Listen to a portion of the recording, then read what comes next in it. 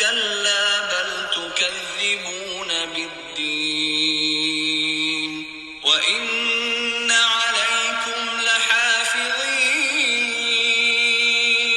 بسم الله والصلاة والسلام على رسول الله وعلى آله وصحبه أجمعين. رب اشرح لي صدري ويسر لي أمري واحلل عقدة من لساني يفقه قولي. اللهم فقهنا في الدين. اللهم إنا نسألك علما نافعا ورزقا طيبا وعملا متقبلا آمین یا رب العالمین. سورۃ الانفطار کی آج ہم آیہ نمبر 9 اور 10 کو دیکھیں گے انشاءاللہ تعالی. پہلے لفظی ترجمہ آیہ نمبر 9.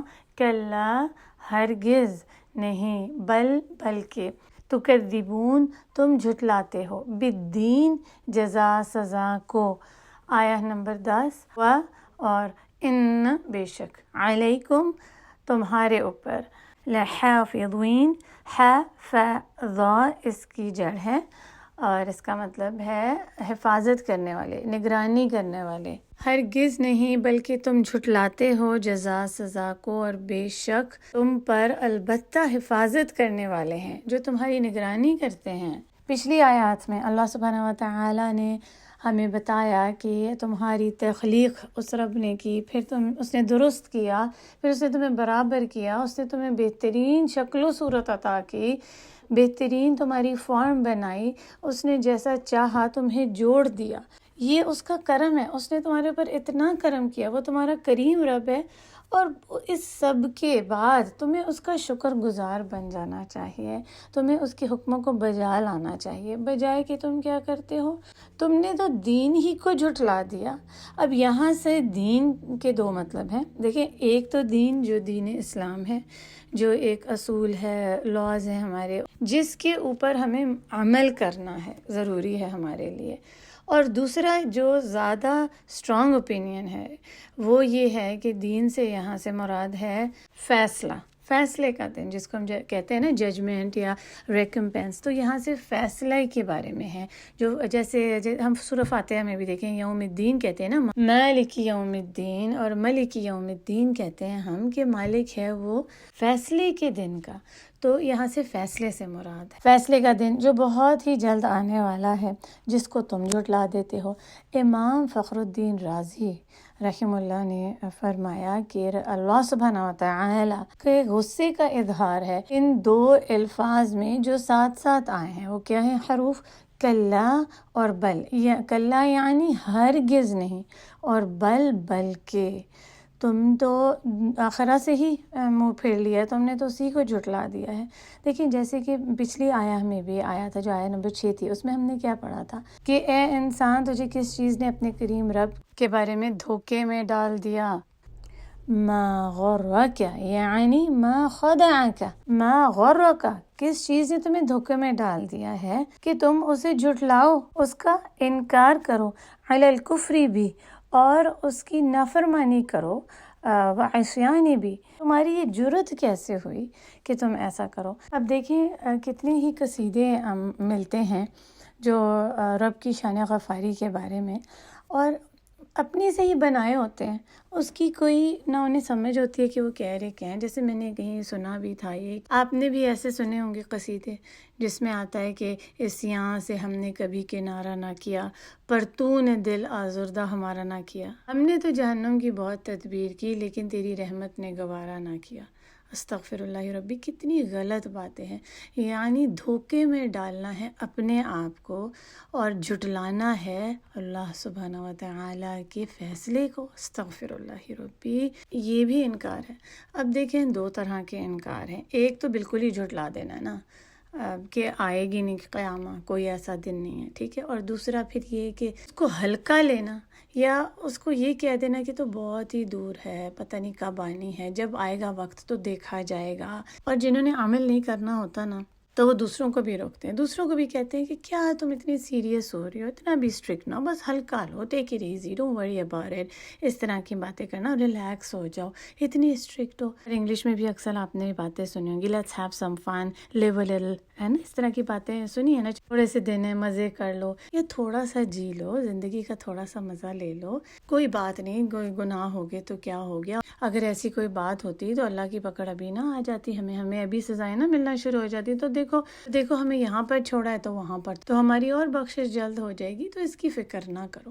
تو یہ ساری باتیں دھوکے میں ڈالنے والی ہیں، اور دین کو جو فیصلہ ہے نا اللہ سبحانہ و تعالیٰ کا، اس کو جھٹلانا ہے۔ استغفر اللہ ربی، اللہ سبحانہ تعالیٰ نے جب ہمیں بتا دیے ہیں کہ یہ اصول ہیں، اس کو فالو کرنا ہے، زیادتی نہیں کرنی، نا انصافی نہیں کرنا، جھوٹ نہیں بولنا، دھوکہ نہیں دینا، بے حیائی کے کام نہیں کرنے، ماں باپ کی عزت، ان کا احترام، ان کے ساتھ نرمی کا سلوک کرنا ہے، حرام سے اپنے آپ کو بچانا ہے۔ تو دیکھیں، اگر کوئی ان اصولوں کو نہیں مانتا اور ان کو پار کر جاتا ہے، غلط راستہ اختیار کرتا ہے، اور اللہ سبحانہ و تعالیٰ اس کو فوراً اس کی پکڑ نہیں کرتے، تو کیا وجہ ہے کہ دیکھیں اللہ سبحانہ و تعالیٰ تو کریم ہے، اور یہ اس کا کرم ہے کہ وہ بندوں کو فوراً پکڑتا نہیں ہے، فوراً سزا نہیں دیتا۔ اللہ سبحانہ و تعالیٰ تو کریم ہے، اور وہ وقت دیتے ہیں کہ انسان سدھر جائے، اپنی عادتوں کو بدل دے، معافی مانگ لے، اپنے آپ کو بدلے اور ان جنتوں میں جا سکے۔ تو یہ تو اللہ سبحانہ و تعالیٰ کا کرم ہے، کیونکہ وہ کریم رب ہے، وہ عزت بخشتا ہے ایک انسان کو، اور اللہ سبحانہ و تعالیٰ بہترین سلوک کرتے ہیں انسان کے ساتھ، کیونکہ وہ ذات ہیں ہی الکریم۔ اس دنیا میں مہلت دی جاتی ہے تاکہ اپنے آپ کو سدھار لیں، اور پھر ایک دن فیصلے کا ہے۔ اس کا یہ مطلب نہیں کہ آپ فیصلے کے دن کوئی جھٹلا دو کہ ابھی پکڑ نہیں ہو رہی تو آگے بھی کچھ نہیں ہے، اور پھر دیکھو تم تو جھٹلا ہی نہیں سکتے ہو آخرہ کو۔ کیوں؟ کیونکہ بے شک تمہارے اوپر تو حفاظت کرنے والے ہیں، نگہبان ہیں، فرشتے، وہ جنہیں گارڈین اینجلز بھی کہا جاتا ہے نا، حافظین، حفظ کی جمع ہے، حفظ یعنی محفوظ کرنا، اس کو سنبھالنا، اس کی حفاظت کرنا، تو اس کو کہتے ہیں۔ اب بھی دیکھیں، وہ جو فرشتے ہیں وہ تمہارے اوپر ہر وقت گارڈ کریں، تمہیں واچ کریں، تمہیں دیکھ رہے ہیں، ہر چیز تمہاری ایک ایک لکھ رہے ہیں، اور تمہاری حفاظت کریں اللہ کے اذن سے۔ اللہ سبحانہ و تعالیٰ نے ہر انسان کے ساتھ 4 فرشتے مقرر کیے ہوئے ہیں، 2 جو ہیں وہ اس کی حفاظت کرنے والے ہیں، اور 2 جو اس کے لکھنے والے ہیں اعمال۔ ان کی بات تو ہم انشاءاللہ تعالیٰ اپنے اگلے لیسن میں کریں گے۔ اب جو حفاظت کرنے والے فرشتے ہیں وہ ہر وقت ہی حفاظت کرتے ہیں اللہ سبحانہ و تعالیٰ کے اذن سے۔ اب دیکھیں، کچھ لوگ اتنے بڑے بڑے سبحان اللہ ایکسیڈنٹس ان کے ساتھ ہوتے ہیں، کار کریش ہوتے ہیں، اور وہ ایسے بچ کے نکل آتے ہیں، ایسے سلامتی کے ساتھ، کہ لوگ بھی اکثر شوق ہو جاتے ہیں، سبحان اللہ، تمہیں تو بالکل کوئی تکلیف نہیں، چھوا ہی نہیں، تو اللہ سبحانہ و تعالیٰ کے فرشتے حفاظت کر رہے ہوتے ہیں تک اللہ سبحانہ و تعالیٰ کا اذن ہوتا ہے، اور اگر اس کو کوئی تکلیف پہنچنی ہوتی ہے تو پھر یہ جو فرشتے ہیں یہ پیچھے کو ہٹ جاتے ہیں۔ سبحان اللہ، اللہ سبحانہ و تعالیٰ اپنے بندوں کی حفاظت کرتے ہیں، اتنے بڑے بڑے حادثوں سے ایسے بچ کر نکل آتا ہے وہ انسان کہ خود بھی اس کو سمجھ نہیں آتی کہ سبحان اللہ کیسے اللہ کی مدد آئی اور کیسے اللہ کے فرشتے مقرر ہوتے ہیں۔ ایک دفعہ ایک سسٹر نے شیئر کیا کہ وہ گاڑی چلا رہی تھی اور ان کو پتہ ہی نہیں تھا ان کی گاڑی کی بریکس فیل ہو گئے گاڑی چلاتے چلاتے۔ وہ کہتی ہیں کہ کچھ سمجھ ہی نہیں آ رہی تھی کہ کیا کروں، اور بریک لگ نہیں رہی تھی، کس طرح وہ ایکسیڈنٹس ہونے سے اللہ سبحانہ و تعالیٰ نے بچایا کہ وہ کہتی ہے مجھ کو خود ہی نہیں پتا، بہت دور تک اس طرح گاڑی رکنے کا نام نہیں لے رہی تھی۔ کہتی ہیں کہ میں نے سمجھ لیا کہ بس اب تو میں نے نہیں بچنا، میری آخری سانسیں ہیں جو میں لے رہی ہوں۔ اللہ کا ذکر کرنے لگیں، دعائیں مانگنے لگیں، اس کو اس کے بہترین ناموں اور صفات سے یاد کرنے لگے، الحفیظ کو پکارا کہ مجھے بچا لے اس مصیبت سے، نکال دے اس سے۔ پھر وہ کہتی ہیں آگے جا کے تھوڑا سا ایسے شولڈر جو ہوتا ہے اس کی طرف انہوں نے موڑا کہ گاڑی خود ہی جا کے رک گئی۔ اللہ اکبر! کیسے اللہ سبحانہ و تعالیٰ نے اپنے بندے کی حفاظت کی۔ سورہ الرعد کی آیہ نمبر 11 میں آتا ہے نا، لَهُ مُعَقِّبَاتٌ مِّن بَيْنِ يَدَيْهِ وَمِن خَلْفِهِ يَحْفَظُونَهُ مِنْ أَمْرِ اللَّهِ، کہ ہر انسان کے ساتھ جو فرشتے ہیں وہ اس کے آگے اور اس کے پیچھے بھیجے ہوتے ہیں، اللہ سبحانہ و تعالیٰ نے مقرر کیے ہوتے ہیں اس کی حفاظت کے لیے اللہ کے حکم سے۔ جب تک اللہ کا اذن ہے وہ اس کی حفاظت کرتے ہیں، اور ہم اسی پر توکل کرتے ہیں کیونکہ اللہ ہی کی ذات ہے جو بچا سکتی ہے، اس کے سوا اور کوئی ہمیں بچا نہیں سکتا اگر اس کا اذن نہ ہو، چاہے کوئی کتنی بھی بڑی طاقت ہو۔ وہی چاہتا ہے تو عطا کرتا ہے، اگر وہ نہ چاہے تو ہمیں کچھ مل نہیں سکتا، اور اگر وہ چاہ جائے تو ہم سے کوئی روک نہیں سکتا، چاہے وہ کتنی ہی بڑی طاقت ہو۔ ہم ہر نماز میں سلام کے بعد یہ ذکر پڑھتے ہیں، لا الہ الا اللہ وحدہ لا شریک لہ، لہ الملک ولہ الحمد وہو علی کل شیء قدیر، اللہم لا مانع لما اعطیت ولا معطی لما منعت ولا ينفع ذا الجد منک الجد۔ اللہ سبحانہ و تعالیٰ کے سوا کوئی معبود نہیں ہے، تمام تعریف اور حمد اسی کے لیے ہے، اور وہی ہر چیز پر قادر ہے۔ پھر ہم اس ذکر میں یہ کہتے ہیں کہ اے اللہ، جس چیز کو آپ عطا کر دیں اسے ہم سے کوئی روک نہیں سکتا، اگر اللہ سبحانہ و تعالیٰ اس کو دینا چاہیں، اور کوئی ہمیں عطا نہیں کر سکتا اگر اللہ جل جلالہ نے اسے ہم سے روک دیا۔ کسی بھی طاقتور کی طاقت اس کو کوئی فائدہ نہیں دے سکتی۔ اس ذکر کو یاد کر لیں اور اس کو سلام کے بعد پڑھا کریں۔ دیکھیں اب ہمیں حافظین کا ایک تو یہاں پر مطلب سمجھ آ گیا، اور انشاءاللہ تعالی نیکسٹ مطلب ہم اگلے لیسن میں دیکھیں گے، لیکن حافظین جو لفظ ہے اس کو تھوڑا سا ہم دیکھتے ہیں کہ وہ کس طرح استعمال ہوتا تھا۔ حفاظ کا تو آپ نے لفظ سنا ہی ہے، سب کو ہی پتہ ہے، حافظ وہ ہوتا ہے جو قرآن کو حفظ کرتا ہے۔ اچھا، حفظ کہتے تھے حفظ ما سمع لم ینسا، کسی چیز کو حفظ کرنا کہ اس کو سن لینا اور اس کو کبھی نہ بھولنا، اور اس کی چاہت ہونا اس کو محفوظ کرنے کی کہ یہ ہو نہ جائے، الگ نہ ہو جائے۔ حفظ میں بھی یہی ہوتا ہے نا، بار بار بار اس کو ہم لوگ کیا کرتے ہیں، یاد کرتے ہیں۔ اگر اس کو ریوائز نہ کیا جائے، اس کو سنبھالا نہ جائے جو آپ کے پاس پہلے ہی ہے، ریپیٹ نہ کیا جائے تو وہ تو کھو جاتا ہے نا۔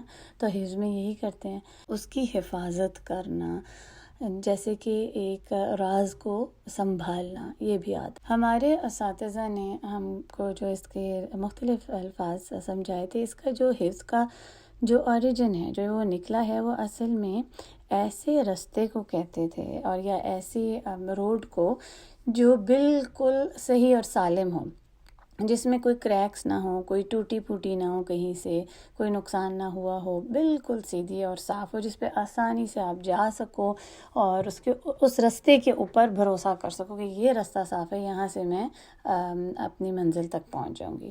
لیکن اگر اس رستے میں تھوڑا سا بھی کوئی خرابی آ جائے یا کوئی تھوڑا سا ٹوٹ پھوٹ جائے وہ جگہ، تو پھر اس کو کہتے تھے کہ یہ حافظ نہیں رہی، بالکل صحیح، سالم، مضبوط۔ اور جیسے کہ میں نے آپ کو بتایا نا کہ اس کا مطلب ایک یہ بھی ہے حفظ کا کہ سیکرٹ کو، راز کو رکھنا سنبھال کے، اور یہ جو فرشتے ہمارے اوپر اسائن کیے ہوتے ہیں، ہمارے اوپر مقرر کیے ہوتے ہیں، یہ کیا کرتے ہیں، ہمیں ہر وقت دیکھ رہے ہیں، ہم جو عمل کرتے ہیں یا ہم جو بولتے ہیں اس کو لکھتے ہیں، اور وہ کوئی چیز ان سے رہتی نہیں ہے، وہ اتنے چاق و چوبند اور بہت زیادہ تکریم والے ہیں۔ یہ انشاءاللہ تعالی ہم اس کا اگلے اس میں لیسن میں دیکھیں گے۔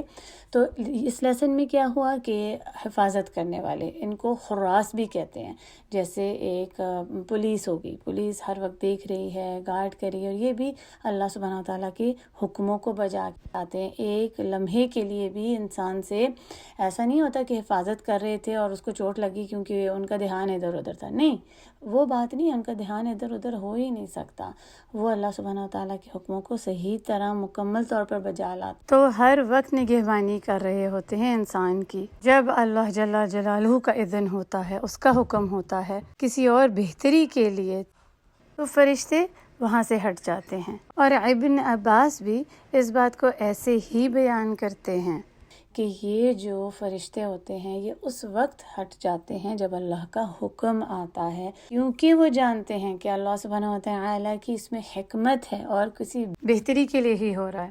اور دیکھیں، ہم جانتے ہیں کہ رسول اللہ صلی اللہ علیہ وسلم کی حفاظت جو فرشتے کرتے تھے وہ جبرائیل علیہ السلام تھے، اور پھر رسول اللہ صلی اللہ علیہ وسلم کی جنگ احد میں جبریل اور میکائیل نے ان کی حفاظت کی اور ان کے ساتھ لڑائی کی۔ اسی طرح بدر میں بھی اللہ سبحانہ و تعالیٰ نے فرشتے بھیجے جنہوں نے مسلمانوں کے ساتھ لڑائی بھی کی اور ان کی حفاظت بھی کی۔ پھر ہم جانتے ہیں کہ جب دجال آئے گا اور مدینہ کے شہر میں داخل ہونا چاہے گا تو مدینہ کے اندر داخل نہیں ہو سکے گا، کیونکہ مدینہ کو فرشتوں نے حفاظت میں لیا ہوگا۔ تو حفاظت کرنے والے فرشتے ہیں اور جو ہر انسان کے ساتھ ہیں۔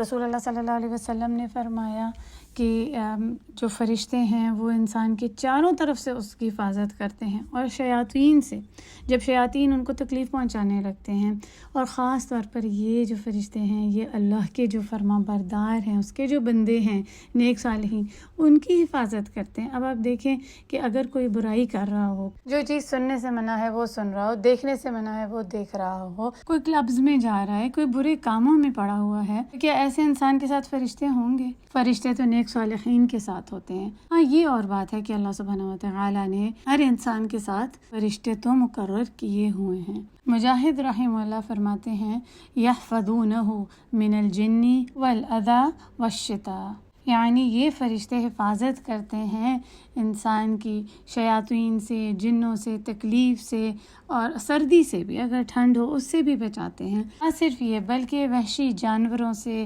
اور کیڑوں مکوڑوں سے، جیسے کہ کوئی چونٹیاں دیکھیں کبھی سو رہے ہیں تو وہ کان میں گھس جائیں، ناک میں، تو وہ اس سے بھی اس کی حفاظت کرتے ہیں۔ تو کوئی بھی چیز انسان کو تکلیف اور نقصان نہیں پہنچا سکتی جب تک اللہ کا اذن ہو۔ یہ فرشتے اس تکلیف سے بچا لیتے ہیں، محفوظ رکھتے ہیں۔